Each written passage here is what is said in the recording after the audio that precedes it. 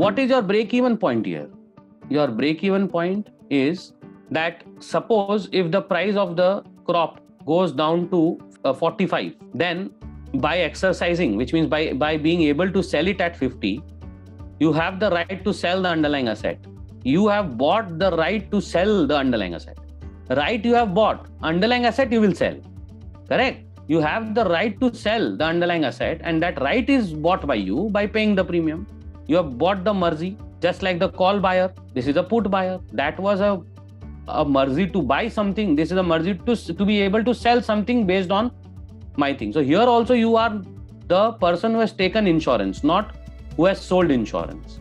Insurance in this case also is sold by the put seller. Put seller has to purchase the underlying asset from you if you will force him to buy it from you at 50.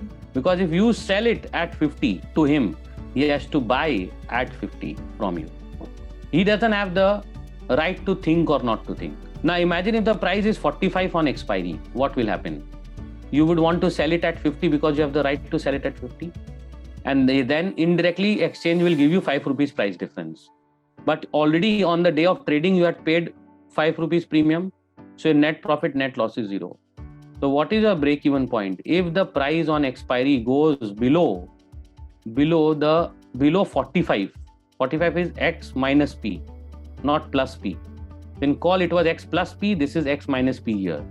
So if the price goes below the premium, below the strike price minus the premium, then you will make money. For example, if the expiry is 40, if the price goes down to 40, so you can exercise, make 10 rupees here, already paid 5, so net profit is 5.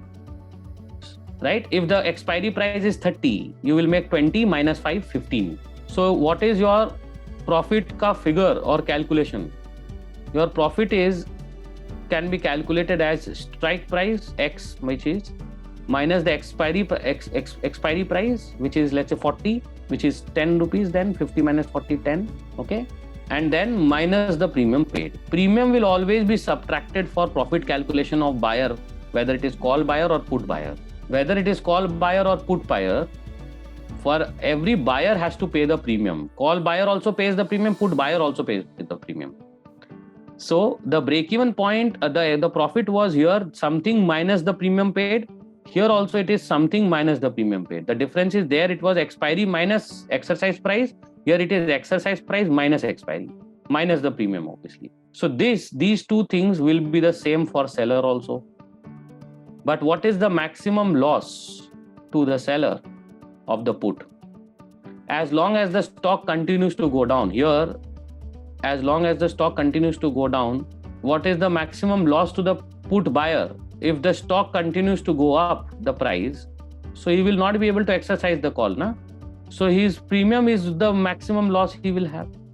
But here, the maximum loss would be in that situation where, or if you want, I can, instead of writing that, suppose here we had written maximum profit, here we had written maximum loss. So we will write that in that sense only. Here the maximum loss is premium, here the maximum profit is the premium. Why? Because if the price goes up, you will not exercise the put, because you can sell the stock directly in the market at 60-70 rupees, then why will you sell it at 50 through the put?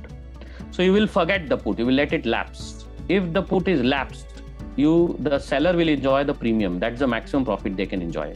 So put seller is happy if the price goes up. Just like call seller was happy if the price goes down because he'll earn the premium in that case. And I said that they won't sell the option unless they are confident that that option will not be exercised. And when will the call option not be exercised? When the price goes down. Similarly, when will the put option will not be exercised? When the price goes up. So call buyer wanted the price to go up.